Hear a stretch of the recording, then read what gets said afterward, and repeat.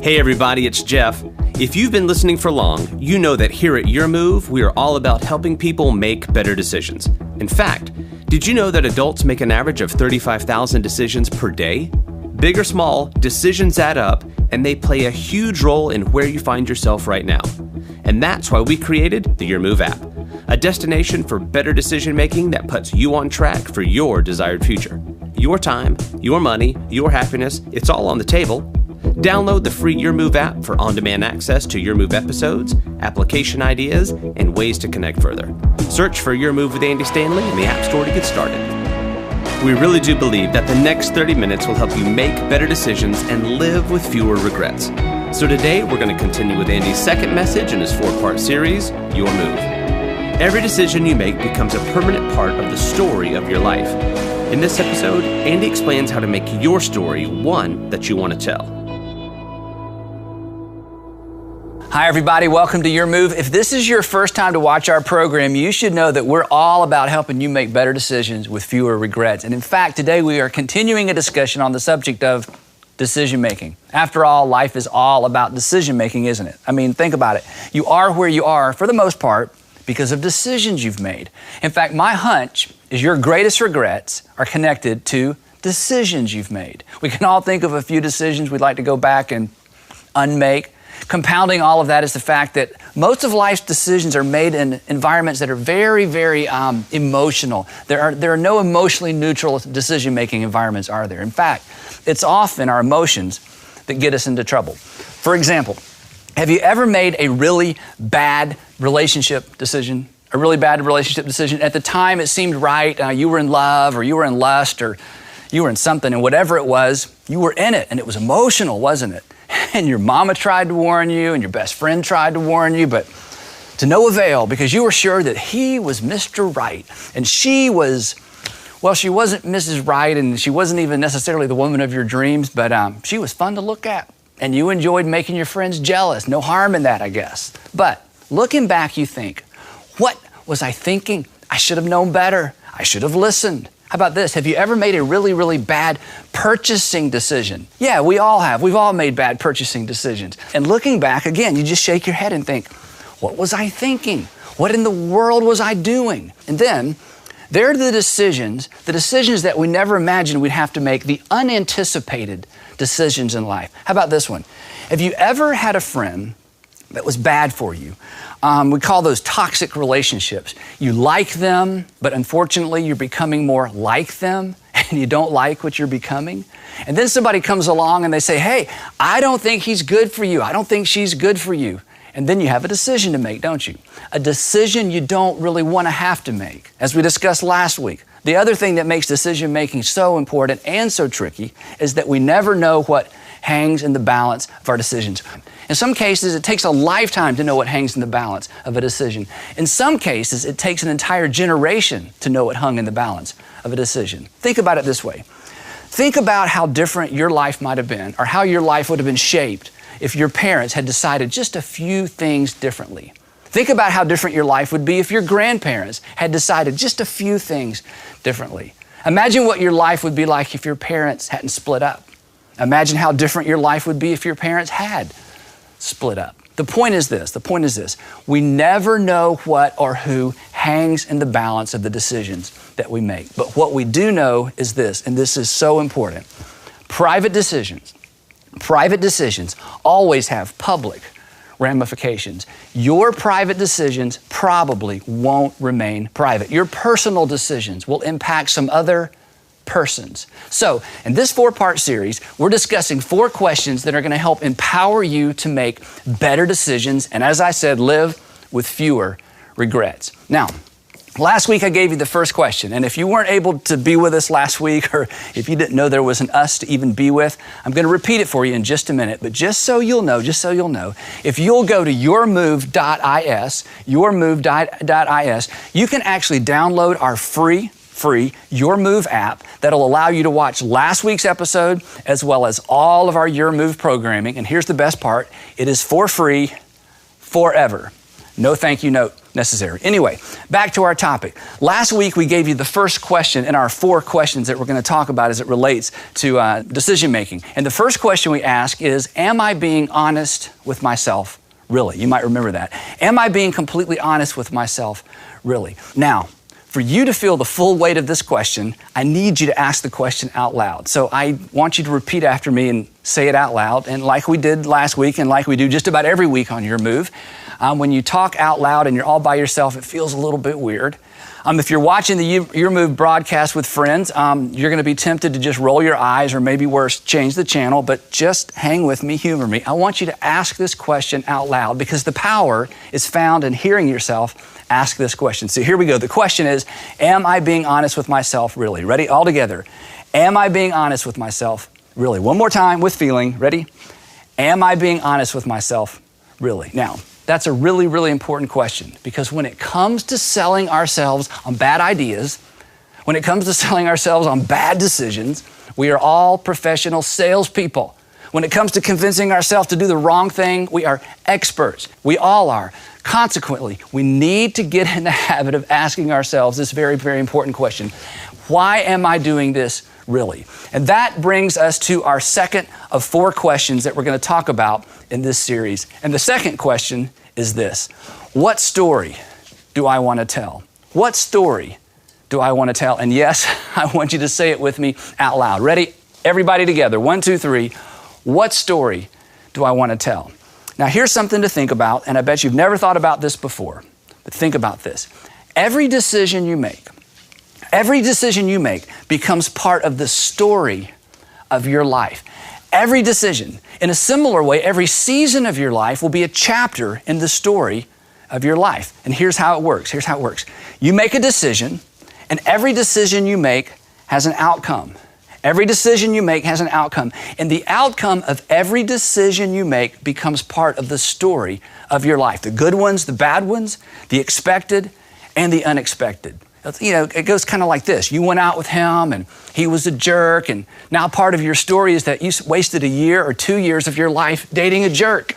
You made a decision, there was an outcome, and now it's part of the story of your life. Or how about this one? Your boss asked you to lie to the client, and you lied, and the client called you on it.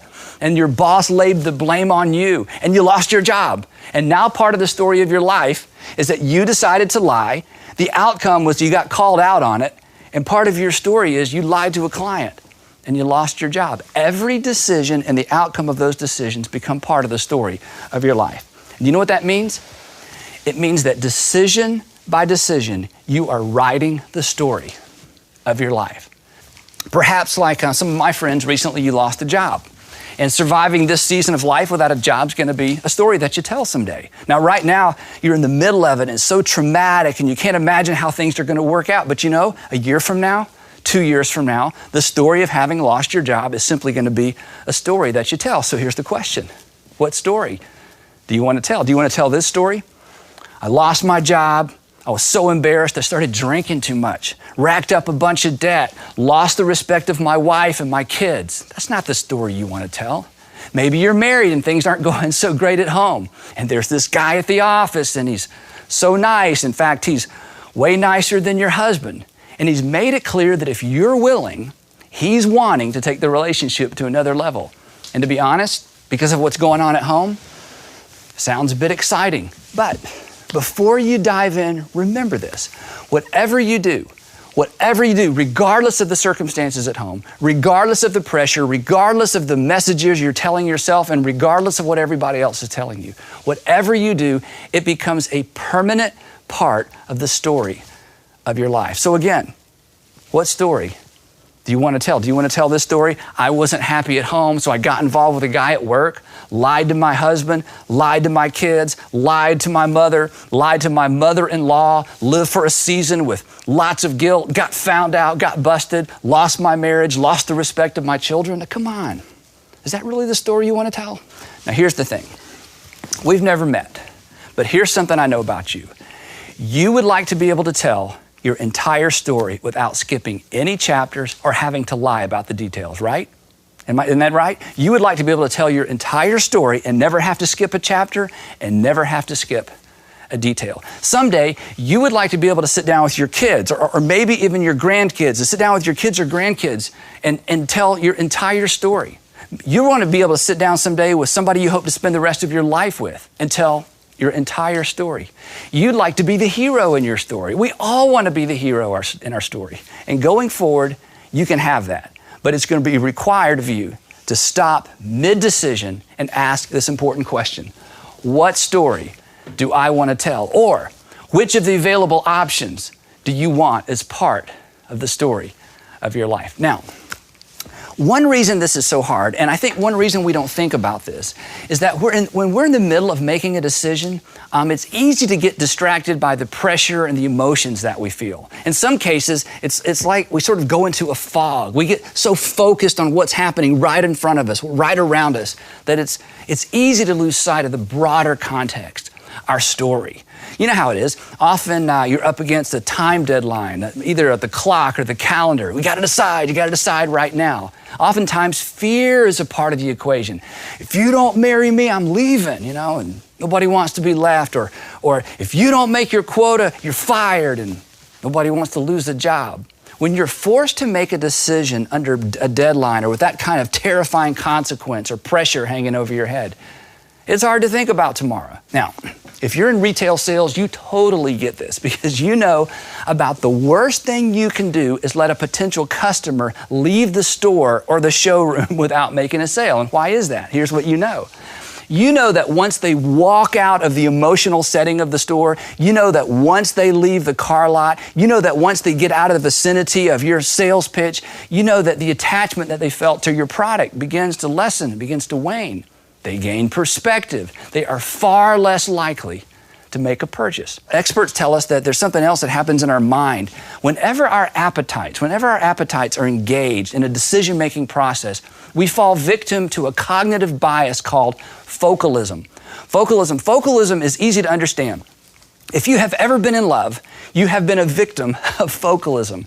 When this occurs, everything except the thing we're fixated on kind of gets blurred out by comparison. This is why the first time you fell in love, guys, all you could see was her. All you could think about was her. Everything else seemed to fade. Guys, this is why when you drive around, all you see are Ford F-150s because that's what you want. Everything gets blurred out. In comparison, we hyper-focus. Again, we get locked into options. The big picture, the story of our life is the furthest thing from our minds. Now, in most emotionally charged decision-making environments, we think in terms of choices, not stories. And that's what makes this question so incredibly important and so powerful because it draws us out of the immediate and it focuses us on the eventual. It empowers us to put the decision-making process within the broader context of the story of our lives. This is why every decision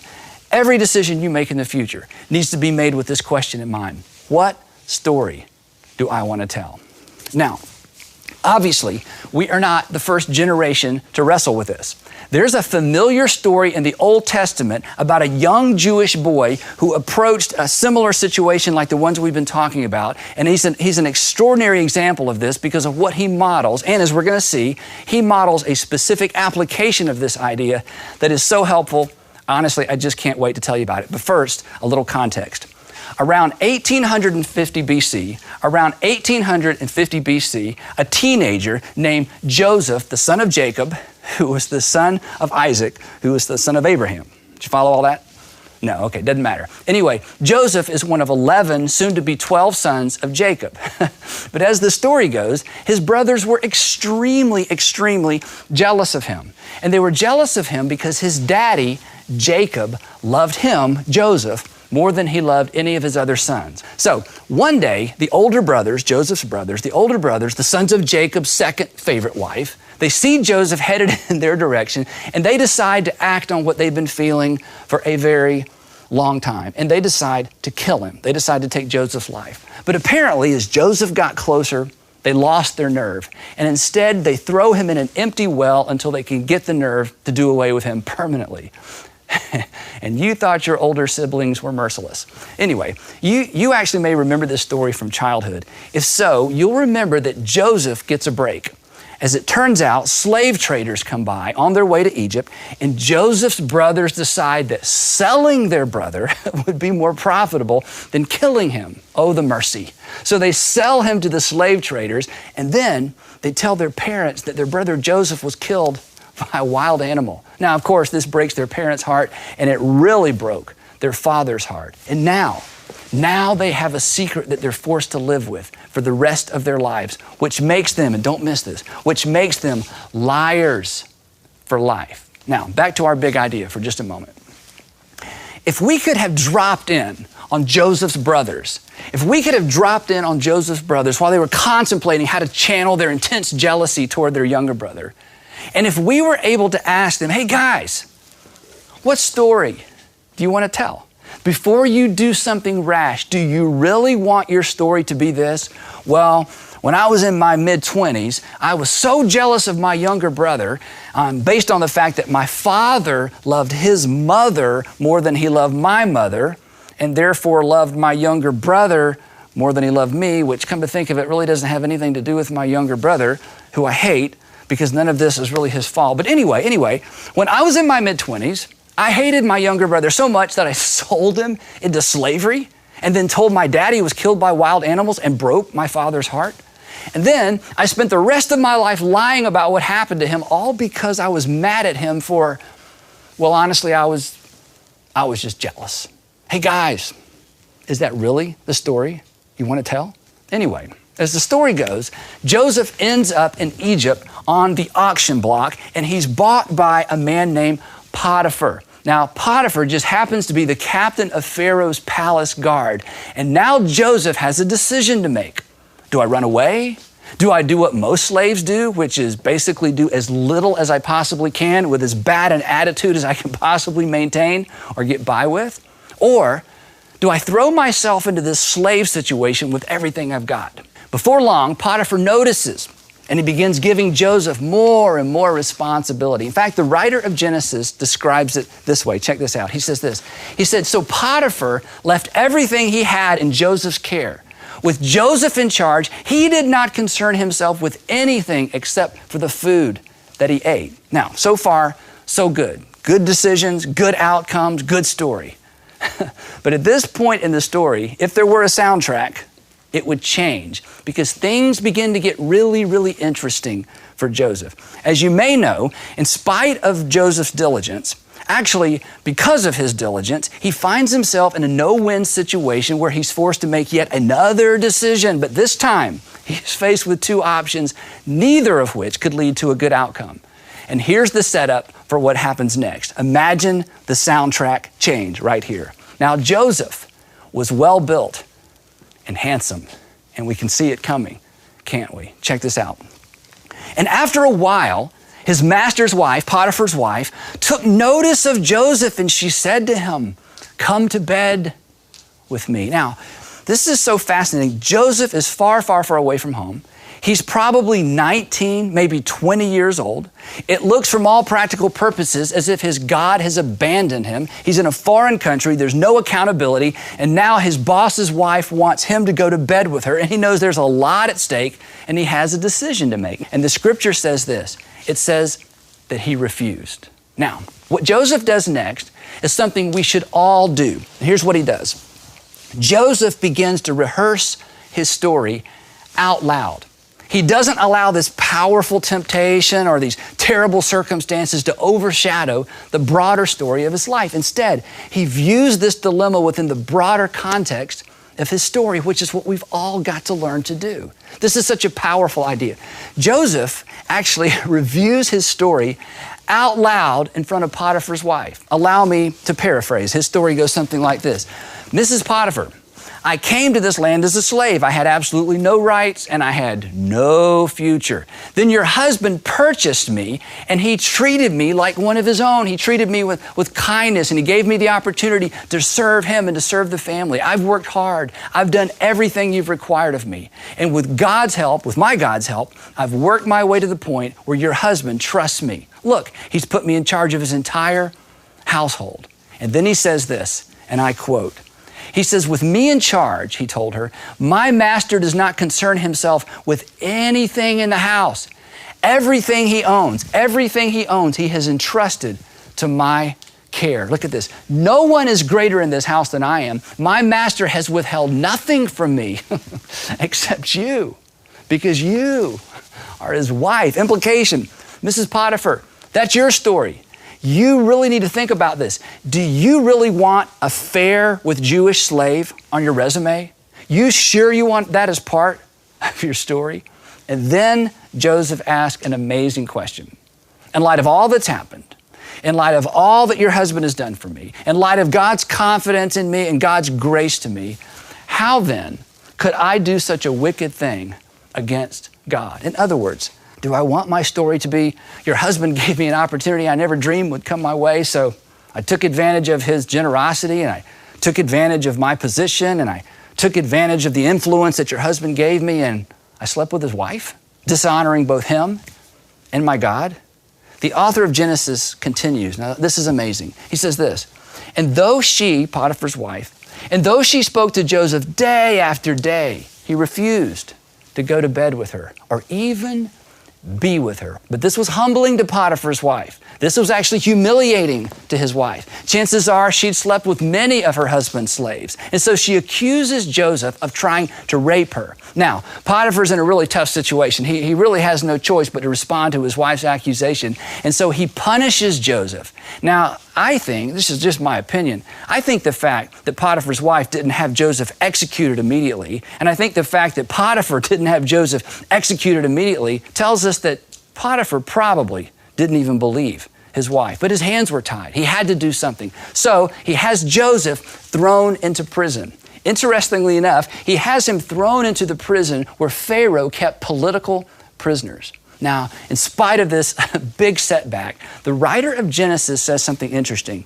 The writer of Genesis says that the Lord was with Joseph, that the Lord was with Joseph. Now, I think this is so strange because you would think that if the Lord was with Joseph, none of this would have happened to begin with. If the Lord was with Joseph, he never would have been kidnapped by his brothers. If the Lord was with Joseph, he would have never been put in a pit. If the Lord was with Joseph, he would have never been sold as a slave. And if the Lord was with Joseph, once Potiphar showed him favor, certainly he would continue to live in Potiphar's house and prosper. But then, Joseph's story isn't over, is it? And here's something you need to think about. Regardless of what you're going through right now, regardless of how bad it is, your story isn't over either. Now, while in prison, Joseph does the very same thing he did when he was in Potiphar's household. He does his best, and over time, he wins the favor of the prison warden. After he'd been in Pharaoh's prison for about 2 years, there are two men that are put into prison. Each one of them has a dream. And they find out that Joseph is a dream interpreter. And so Joseph correctly interprets each of their dreams, and what he predicted came true. One of these men is restored to his position as Pharaoh's cupbearer, just as Joseph predicted. And the other one is executed, just as Joseph predicted. Joseph is thinking, this is my ticket out. Once he's restored to working for Pharaoh, he even says to him, hey, when you are restored to your position, please tell someone that I'm in here and I'm in here unjustly. But the scriptures tell us that he forgot Joseph, and 2 more years go by. And chances are Joseph had no doubt resigned himself to the fact that knowing the prison warden, having favor in the eyes of the prison warden is as good as it's ever going to get for me. And then everything changed. Everything changed because Pharaoh had a dream. He had a dream that he believed had significance for the entire nation of Egypt. But none of his magicians could interpret his dream. And suddenly the cupbearer remembers Joseph, and he goes to Pharaoh and he says, Pharaoh, I was sort of hoping you forgot about this, but sometime in the past, you remember I fell out of favor with you and you threw me in prison. And while I was in prison, I met this Jewish boy and I had a dream, and he interpreted my dream and it came true. And I know you've had a dream and no one could interpret it. But I have a feeling if he's still there and if you can find him, if you bring him out, this young Jewish boy may be able to interpret your dream. So Joseph is brought before the monarch. He interprets Pharaoh's dream, and Pharaoh sees in Joseph, just like everyone else had seen, a man he could trust. Potiphar would vouch for him. The prison warden would vouch for him. Joseph's reputation was spotless. His track record was impeccable. He had nothing to hide, nothing to be ashamed of. And in the end, Pharaoh actually makes young Joseph the prime minister of Egypt, his primary responsibility being to store up enough grain during the coming 7 years so that Egypt could survive the famine that had been predicted in Pharaoh's dream. Once again, Joseph fully embraces this opportunity. And 7 years later, a famine devastates that entire part of the world. Nothing would grow. People in the surrounding regions began to starve. But in Egypt, thanks to Joseph, there was a surplus of grain, enough to sustain both man and beast. Joseph's family eventually came to Egypt to buy grain. And in one of the most dramatic stories maybe in history, and one of the most dramatic stories certainly in the scriptures, Joseph introduces himself to his brothers. And you can only imagine what they felt in that moment. They were terrified because they assumed that what they had done to Joseph, Joseph would in turn do to them. But Joseph wasn't anything like his brothers. Joseph had decided many, many years earlier to live a story worth telling, and he didn't want revenge to be part of that story. So in addition to rescuing the nation of Egypt from the devastating famine, Joseph actually rescues his brothers and their families, and he moves them all to Egypt, where they settled permanently as guests and relatives of the prime minister, their brother. Now, before we leave Joseph's story, I want you to think for a moment about the contrast between Joseph and his brothers. His brothers had a story that they spent their entire life hiding, a story that made them, as we said, liars for life. Liars for life. Year after year, they had to continue to deceive their father regarding the fate of their younger brother. Joseph, on the other hand, had a story he was proud to tell. And it was a story he wrote one decision at a time. Little did he know, now this is amazing to think about, little did he know that literally thousands of years later, we would still be telling his story.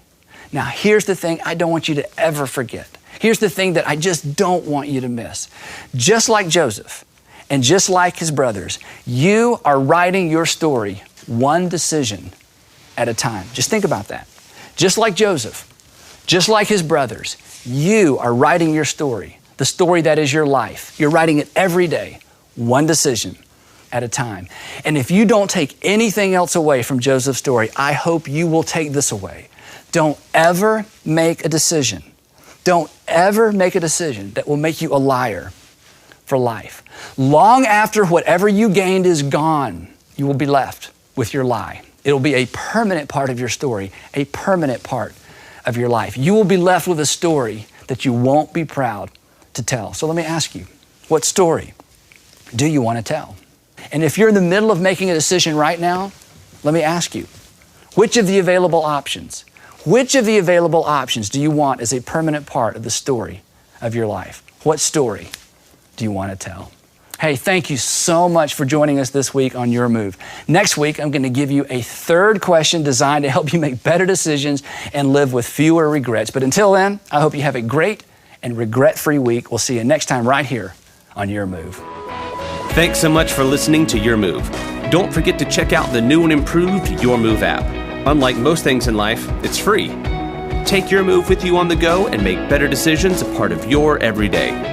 More people in more cities making better decisions could change culture as we know it.